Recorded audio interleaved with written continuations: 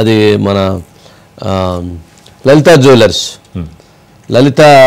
Jewellers అధినేత ఆయన ఒక బ్రాండ్ ట్రెండ్ సెట్ క్రియేట్ చేశాడు లలిత జ్యువెలర్స్. ఆయన చెప్పినటువంటి ఒకే ఒక్క పదం, డబ్బులు ఊరికే రావు, డబ్బులు ఊరికే ఎవరికి రావు.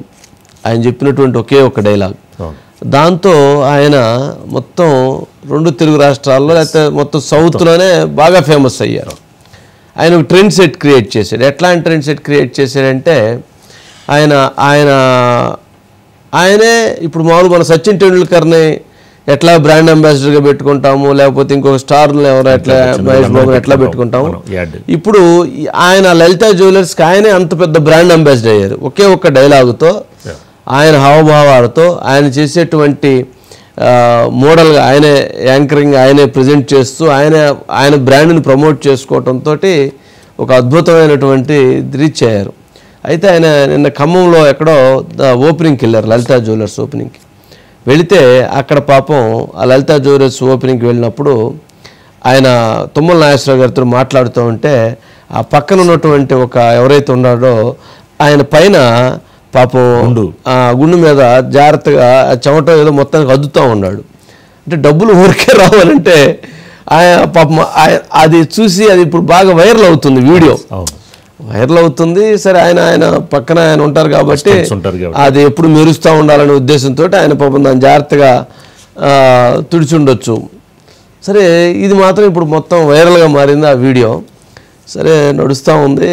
ఆయన ఒక ట్రెండ్ సెట్టర్ కిరణ్ కుమార్ గారు, ఆయన నెల్లూరు నుంచి చెన్నై వెళ్ళి చెన్నై నుంచి ఈరోజు కొన్ని వందల షాపులను ఏర్పాటు చేశాడు, కొన్ని వేల కోట్ల టర్న్ ఓవర్ చేస్తున్నారు. అట్లాగే వేల మందికి ఉద్యోగ అవకాశాలు కల్పించారు. ఎంతోమందికి ఆయన ఒక జనరేషన్కి ఆయన ఒక బ్రాండ్.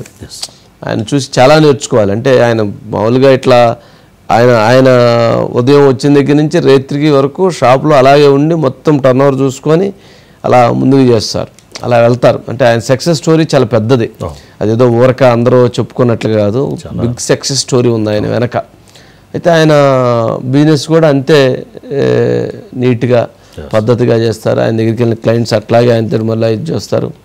ఒక బ్రాండ్ అంటే ఇప్పుడు మహేష్ బాబు ఒక బ్రాండు, సచిన్ టెండూల్కర్ ఒక బ్రాండు, ఆయన అట్లాగే ఈయన ఒక బ్రాండ్.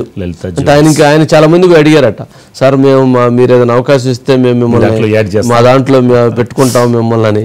అరే బాబు, నేనేదో నా బిజినెస్ కోసం ఇవాళ టాప్ 1 కదా లలిత జ్యువెలర్స్. ఆ విజువల్ లేదంట అయ్యా, ఆ విజువల్ ఉండాలి చూడండి. ఇది కాదు చేసింది,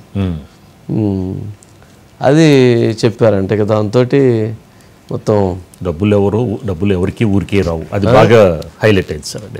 డబ్బులు ఎవరికి ఊరికే రావు జరుగుతూ ఉంది.